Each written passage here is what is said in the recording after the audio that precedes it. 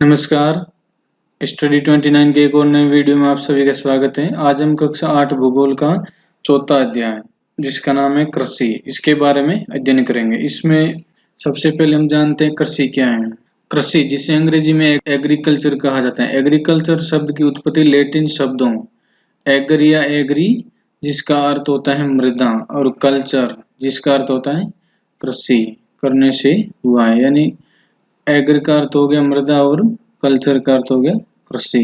पौधे से परिष्कृत उत्पादन तक के रूपांतरण में 3 प्रकार की प्राथमिक, द्वितीयक और तृतीयक आर्थिक क्रियाएं सम्मिलित होती हैं। प्राथमिक क्रियाओं के अंतर्गत उन सभी क्रियाओं को सम्मिलित किया जाता है जिनका संबंध प्राकृतिक संसाधनों के उत्पादन और निष्कर्षण से है। कृषि, मत्स्य और संग्रहण, जंगलों से लकड़ियों, फलों आदि का संग्रहण इनके उदाहरण हैं। द्वितीय क्रियाएं इन संसाधनों के प्रसंस्करण से संबंधित हैं। यानी जो प्राथमिक क्रियाओं के जितने भी संसाधन होते हैं उनके प्रसंस्करण, यानी उनसे कई वस्तुओं का उत्पादन करने से हैं। इस्पात, विनिर्माण, डबल रोटी पकाना, कपड़ा बुनना इन क्रियाओं के उदाहरण। यानी द्वितीय क्रियाओं के उदाहरण है इस्पात, विनिर्माण, डबल रोटी, बिस्किट बनाना और कपड़े बुनना आदि। तृतीय क्रियाएं प्राथमिक और द्वितीय क्रिया क्षेत्र को सेवा कार्यों द्वारा सहयोग प्रदान करती हैं। तृतीय क्रिया है वो प्राथमिक व द्वितीय क्रिया में जितने भी सेवा कार्य हैं उनको सहयोग प्रदान करती हैं। यातायात, व्यापार, बैंकिंग, बीमा और विज्ञापन तृतीय क्रियाओं के उदाहरण हैं। कृषि एक प्राथमिक क्रिया है। फसलों, फलों, सब्जियों, फूलों को उगाना और पशुधन पालन इसमें सम्मिलित है। विश्व में 50% लोग कृषि से संबंधित कार्यों में संलग्न रहते हैं। भारत की 2/3 जनसंख्या अब तक कृषि पर निर्भर है।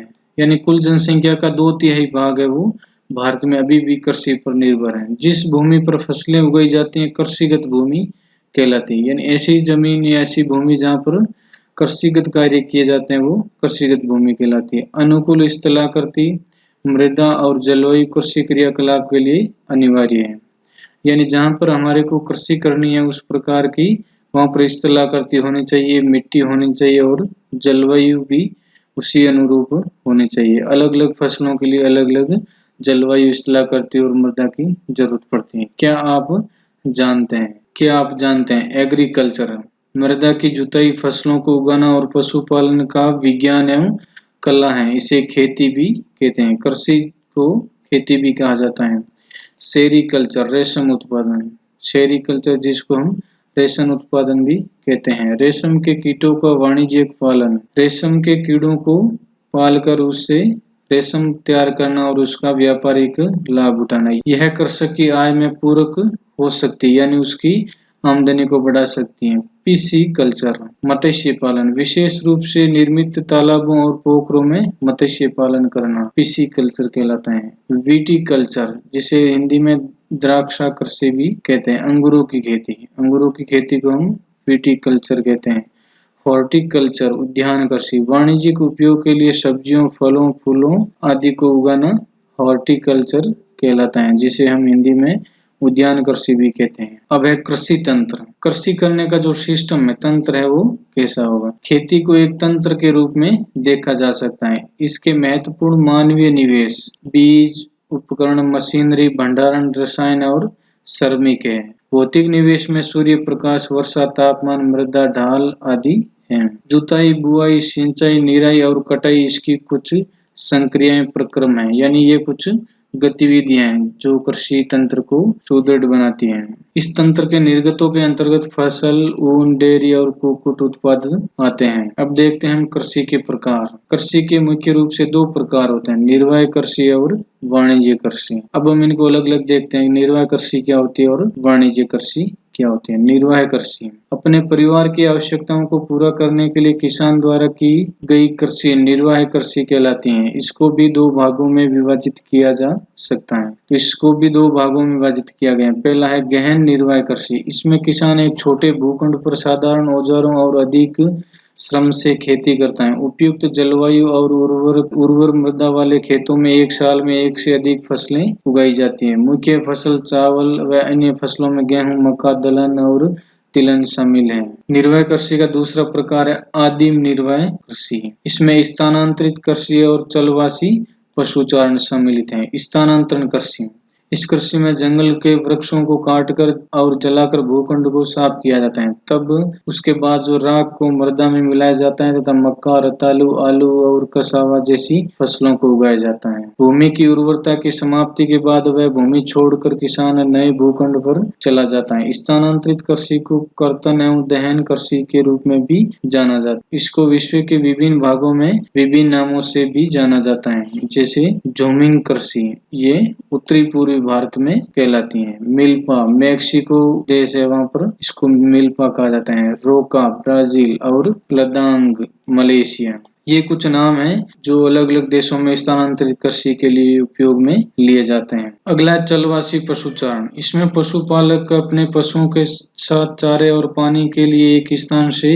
दूसरे स्थान पर निश्चित मार्गों से घूमते हैं। इस प्रकार की गतिविधि जलवायु संबंधी बाधाओं और भूभाग की प्रतिक्रिया के कारण उत्पन्न होती है। यह सारा के अर्ध शुष्क और शुष्क प्रदेशों में, मध्य एशिया और भारत के कुछ भागों जैसे राजस्थान तथा जम्मू और कश्मीर में प्रचलित है। कृषि का दूसरा मुख्य प्रकार है वाणिज्यिक कृषि। पहली तीन निर्वाह कृषि और दूसरी है वाणिज्य कृषि। इस कृषि में फसल उत्पादन और पशुपालन बाजार में बिक्री हेतु किया जाता है। अधिकांश कार्य मशीनों से किया जाता है। वाणिज्य कृषि में जो भी जितने भी कृषि की जाएगी वो बाजार में बेचने और ज्यादा से ज्यादा लाभ कमाने के लिए की जाती है, और इसमें ज्यादातर कार्य है वो मशीनों के द्वारा किया जाता है। वाणिज्य कृषि में वाणिज्यिक अनाज कृषि, मिश्रित कृषि और रोपण कृषि सम्मिलित है, यानी इसको भी तीन भागों में विभाजित किया गया। वाणिज्यिक अनाज कृषि में गेहूं और मक्का सामान्य रूप से उगाई जाने वाली फसलें हैं। उत्तरी अमेरिका, यूरोप और एशिया के शीतोष्ण घास के मैदानों में यह कृषि की जाती है।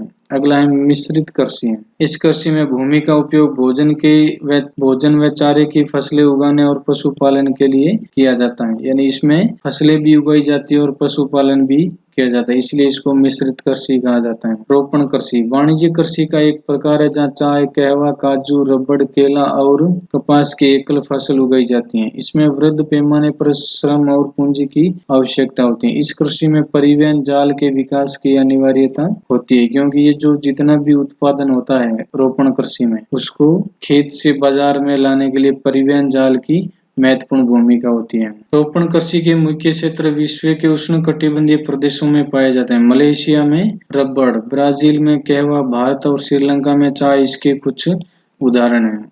अब है कुछ मुख्य फसलें। बढ़ती हुई जनसंख्या की आवश्यकताओं को पूरा करने के लिए विविध प्रकार की फसलें उगाई जाती हैं। सबसे पहली है चावल। यह विश्व की मुख्य खाद्य फसल है। यह उष्णकटिबंधीय और उपोष्णकटिबंधीय प्रदेशों का मुख्य भोजन है। चावल के लिए उच्च तापमान, अधिक आर्द्रता एवं वर्षा की आवश्यकता होती है, यानी चावल के लिए तापमान भी ज्यादा होना चाहिए। इसके अलावा अधिक आर्द्रता व वर्षा की आवश्यकता होती है। इसके लिए चिक्का युक्त जलोढ़ मिट्टी जो जल को रोकने की क्षमता रखती है उचित रहती है। चीन चावल उत्पादन में अग्रणी है। इसके बाद भारत, जापान, श्रीलंका और मिस्र है। अगली फसल है गेहूं। इसके वर्धन काल में मध्यम तापमान में वर्षा और कटाई के समय तेज धूप की आवश्यकता होती है। वर्धन काल यानी जब गेहूं की वृद्धि होती है, उगने के बाद वृद्धि होती है, उस समय तापमान मध्यम रहना चाहिए, और वर्षा और कटाई के समय तेज धूप की आवश्यकता होती है। इसके लिए दोमट मिट्टी उत्तम रहती है। गेहूं के लिए जो मिट्टी का ज्यादा उपयोगी होती है वो दोमट मृदा होती है। गेहूं संयुक्त राज्य अमेरिका, कनाडा, अर्जेंटीना, रूस, यूक्रेन, ऑस्ट्रेलिया और भारत में विस्तृत रूप से उगाया जाता है। भारत में यह शीत ऋतु में उगाया जाता है, क्योंकि इसका बुआई के समय शीत ऋतु में कम तापमान होता है, और जब इसकी कटाई होती है उस समय शीत ऋतु चली जाती है और गर्मी आ जाती है। अगला है मिलेट। ये मोटे अनाज के रूप में भी जानी जाती हैं और कम उपजाऊ और बालुई मृदा में उगाई जा सकती है। कम वर्षा, उच्च से मध्यम तापमान और पर्याप्त सूर्य प्रकाश की आवश्यकता होती है। ज्वार, बाजरा, रागी भारत में उगाए जाते हैं। नाइजीरिया, चीन और नाइजर इसके अन्य उत्पादक देश हैं। अगली फसल है मक्का। इसके लिए मध्यम तापमान, वर्षा और अधिक धूप की आवश्यकता होती है। मक्का उत्तर अमेरिका, ब्राजील, चीन, रूस, कनाडा, भारत और मेक्सिको में विश्व में इसकी विभिन्न रंग की प्रजातियां पाई जाती हैं। यानी मक्के का जो दाना है उसका रंग कई प्रकार का होता है। इसकी वृद्धि के लिए उच्च तापमान, हल्की वर्षा, 200 से 210 पाला रहित दिन और तेज चमकीली धूप की आवश्यकता होती है। यह काली और जलोढ़ मृदा में सर्वोच्च उगती है। कपास के लिए जो मृदा चाहिए वो या तो काली होनी चाहिए या जलोढ़ मृदा होनी चाहिए। चीन, संयुक्त राज्य अमेरिका, भारत, पाकिस्तान, ब्राजील और मिस्र कपास के अग्रणी उत्पादक हैं। अगली फसल है पटसन। इसको सुनहरा रेशा के रूप में भी जाना जाता है। यह जलोढ़ मृदा में अच्छे ढंग से विकसित होती है। इसे उच्च तापमान, भारी वर्षा और आर्द्र जलवायु की आवश्यकता होती है। यह फसल उष्णकटिबंधीय क्षेत्रों में उगाई जाती है। भारत और बांग्लादेश पटसन के अग्रणी उत्पादक हैं। अगली फसल है कॉफी। इसके लिए गर्म, आर्द्र जलवायु और दोमट मृदा की आवश्यकता होती है। इस फसल की वृद्धि के लिए पर्वतीय ढाल अधिक उपयुक्त होते हैं। ब्राजील कॉफी का अग्रणी उत्पादक है। इसके पश्चात कोलंबिया और भारत है। अगली फसल है चाय की। बागानों में उगाई जाने वाली ये एक पेय फसल है। इसकी कोमल पत्तियों की वृद्धि के लिए ठंडी जलवायु और वर्ष भर समवितरित उच्च वर्षा की आवश्यकता होती है। इसके लिए दोमट मृदा और मंद ढाल की आवश्यकता होती है। पत्तियों को चुनने के लिए अधिक संख्या में श्रमिकों की आवश्यकता होती है। कृषि का विकास। कृषि विकास का संबंध बढ़ती जनसंख्या की बढ़ती मांग को पूरा करने के लिए कृषि के उत्पादन को बढ़ाने की दिशा में किए जाने वाले प्रयासों से है। जैसे बोए गए क्षेत्रों में विस्तार करके बोई जाने वाली फसलों की संख्या बढ़ाकर, सिंचाई सुविधाओं में सुधार करके, उर्वरकों और उच्च उपज देने वाले बीजों के प्रयोग द्वारा हम कृषि का विकास कर सकते हैं। कृषि का मशीनीकरण भी कृषि के विकास में सहायक। कृषि के विकास का चरम लक्ष्य खाद्य सुरक्षा को बढ़ाना। खाद्य सुरक्षा तभी बनी रहती है जब सभी व्यक्तियों को क्रियाशील और स्वस्थ जीवन जीने के लिए आहार की आवश्यकता और प्राथमिकता के आधार पर हर समय पर्याप्त, सुरक्षित और पौष्टिक खाद्य पदार्थ की सुविधा उपलब्ध हो। इसके अलावा हमारे पाठ में एक भारत के किसान का और एक अमेरिका के किसान का वर्णन दिया गया, जिसमें दोनों देशों के अलग अलग दशाओं का वर्णन किया गया। इस प्रकार हमारा पाठ यहीं समाप्त होता है। अगले वीडियो में हम इस पाठ के अभ्यास प्रश्नों को हल करेंगे। अगर वीडियो उपयोगी लगा हो तो इसको लाइक करें और अपने दोस्तों में शेयर करें। और अगर कोई सुझाव हो तो कमेंट बॉक्स में जरूर लिखें। चैनल पर पहली बार आए हैं तो चैनल को सब्सक्राइब करना ना भूलें और बेल आइकन को भी दबाएं ताकि आने वाली वीडियो का नोटिफिकेशन आपको समय पर मिलता रहे। वीडियो को पूरा देखने के लिए आपका बहुत बहुत धन्यवाद।